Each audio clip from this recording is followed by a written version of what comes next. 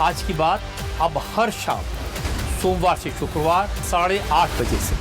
ये आपने JD Vance का नाम लिया। इजराइल की तरफ से लेबनान पर हमले नहीं रुके तो नेतन्याहू की कैबिनेट के मेंबर्स पीस डील पर सवाल उठा रहे हैं। अमेरिका के उपराष्ट्रपति जेडी वेंस की तरफ से बयान आया। अमेरिकी उपराष्ट्रपति जेडी वेंस ने इजराइल को जमकर खरी खोटी सुनाई।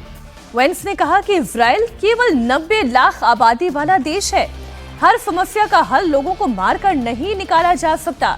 जेडी वेंस ने साफ कर दिया कि पीस डील के बाद इजराइल को लेबनान पर हमले बंद करने होंगे। इजराइल के हमले में आम नागरिक मारे जा रहे हैं जो बर्दाश्त नहीं किया जा सकता। साथ ही वेंस ने इजराइल को यह भी याद दिलाया कि अमेरिका की मदद के बिना उसका किसी भी फ्रंट पर टिकना मुमकिन नहीं है। अमेरिका जो आईना दिखाने की इजराइल को कोशिश कर रहा है, ठीक वैसे ही इजराइल भी अमेरिका को आईना दिखाने की कोशिश कर रहा है। प्रोफेसर साहब, वो ये बता रहा है कि आज आपके पास वो ताकत है, वो परमाणु क्षमता है, वो आपके पास टेक्नोलॉजी है, वो कहां से आई, किसका ब्रेन था।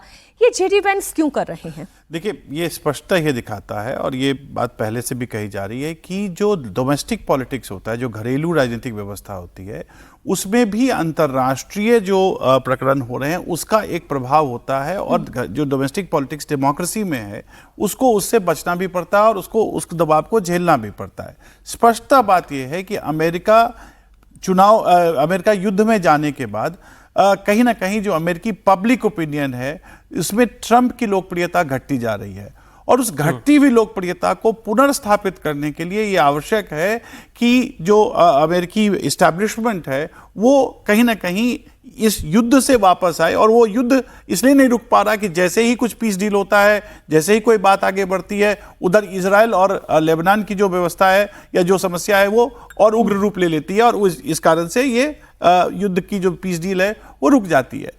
अब होता इसमें यह है कि ईरान को इसके जितना नुकसान होना है हो चुका है। ईरान पर कोई इसका बहुत प्रभाव नहीं पड़ रहा है, लेकिन अमेरिका पर इसका और अमेरिकी अर्थव्यवस्था पर इसका प्रभाव ज्यादा पड़ता जा रहा है।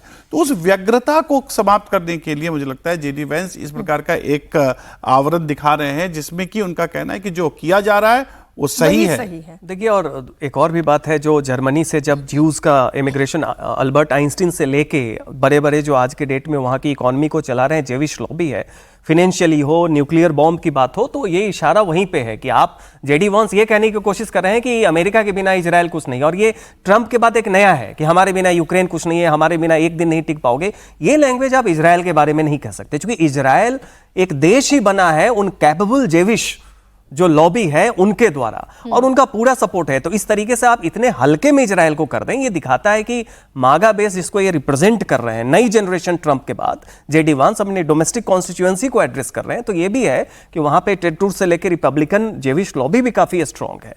वैसे स्थिति में ये कहना है कि अमेरिका इजराइल को कुछ ओ नहीं करता है, आपकी पूरी की पूरी मिडिल ईस्ट जो है वो इजराइल को पिविटल रोल देके बना है। अचानक से आपने क्या किया है कि इजराइल के दुश्मन देशों को तरजीह ज्यादा दे रहे हैं। तो बात तो ठीक है।